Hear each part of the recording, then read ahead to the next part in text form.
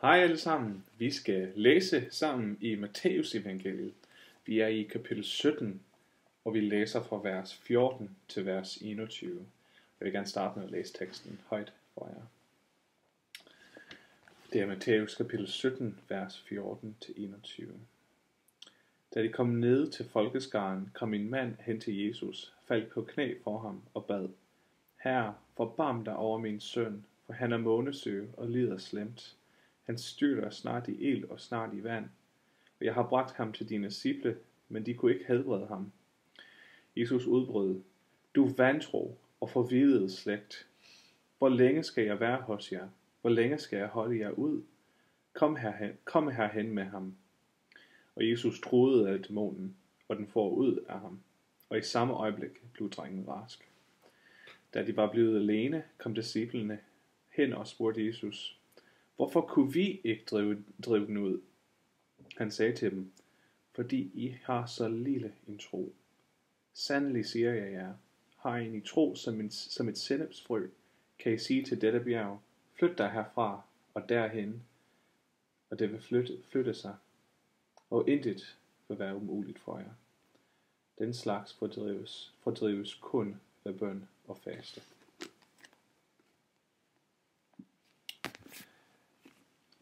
Jesus her, han har ikke den samme reaktion, som han plejer at have, når der er nogen, der kommer til ham og beder om helbredelse.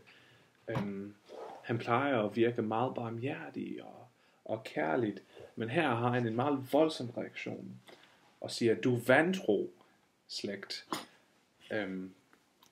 Det er meget voldsomt. Alligevel driver han dæmonen ud, og drengen, som har epilepsi, bliver rask igen. Drengen her, han har epilepsi. Det kaldes dengang for at være månesyg, fordi man troede, at man fik det på grund af nogle farlige stråler fra månen. Men det er det, vi i dag kender som epilepsi, som her drengen har fået på grund af en dæmonisk besættelse. Når Jesus her siger de her voldsomme ord: Du vantro og forvildet slægt, hvor længe skal jeg være hos jer? Hvor længe skal jeg holde jer ud? Det er meget stærkt, meget voldsomt, og det rammer hårdt. Og det siger han ikke kun til folk der omkring, det siger han faktisk også til sine disciple, og egentlig til alle os, alle mennesker, som har en lille tro, eller som slet ikke tror. Og ja, det er rigtigt. Her snakker Jesus om en lille tro og en stor tro. Han gør i hvert fald klart, at der er en forskel. Og det vil jeg gerne snakke lidt om. Det er det, jeg gerne vil bruge min tid på. Den lille tro og den store tro. Hvad er den lille tro?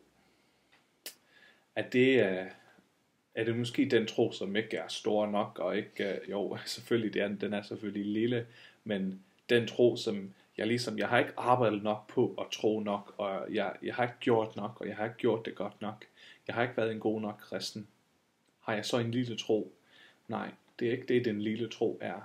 Når Jesus snakker om den lille tro, så mener han, at den tro, som tvivler på, om at Jesus er i stand til at gribe ind i vores liv.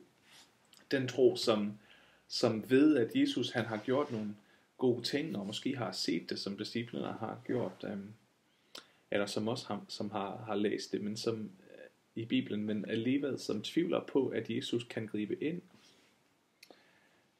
og som i stedet for at forsøge hele tiden at tage over og gøre det selv, men i det her tilfælde, så kunne disciplene ikke selv gøre det her. De kunne ikke selv drive dæmonen ud, fordi deres tro ikke var stor nok. Hvis det er den lille tro, hvad er den store tro så? Jamen den store tro, det er den tro, som kender sin egen ringhed. Den tro, som kender sin egen utilstrækkelighed og er 100% totalt afhængig af Jesus. Fordi den store tro kender Jesu magt og ved, at vi ikke kan gøre det selv. Men at vi er 100% afhængige af Jesus, fordi han har magten til at gøre det. Den her gave, som disciplene havde fået, at kunne drive dæmoner ud, uddrive dæmoner, det var noget, de ikke, det var ikke noget, de kunne gøre i sig selv, fordi de havde magten til det. Men det var nemlig en gave fra Jesus. Noget, de fik lov til at gøre, og noget, der kun kunne gøres i kraft af Jesu magt. Så da de drev dæmoner ud, uddrev dæmoner, så var de 100% afhængige af Jesus hele tiden. Og derfor er Jesu reaktion så voldsomt her, når han siger, du vantro slægt, hvor længe skal jeg holde jer ud? Det er fordi han ved, hvor fantastisk den store tro er, og han ved, at det er netop det, som disciplene og som folket manglede.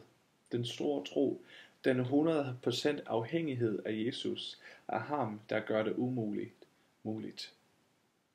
Den store tro gør netop det, gør det muligt, på grund af Jesus. Og så er det det her, Jesus siger til disciplene om tro. Har I en tro som et sennepsfrø, kan I sige til dette bjerg, flyt dig herfra og derhen, og det vil flytte sig. Det her med at flytte et bjerg, det er et billede på at gøre det umulige. Og det er nemlig det, tro kan gøre på grund af Jesus. På grund af, at Jesus i sig selv kan gøre det umulige. Når vi tror på ham, så er det umuligt. Det er muligt på grund af Jesus. Og når vi snakker om Jesus, og at han kan gøre det, der ikke er muligt, at han kan gøre det muligt, så kan jeg ikke lade være med at tænke på en ting, som er umuligt, men alligevel, at Jesus gjorde. Og det var at frelse mennesker. Vi mennesker, vi er syndere. Vi kan simpelthen ikke komme Gud nær på grund af vores ondskab. Fordi han er så stort og så perfekt, at hans herlighed er så fuldkommen.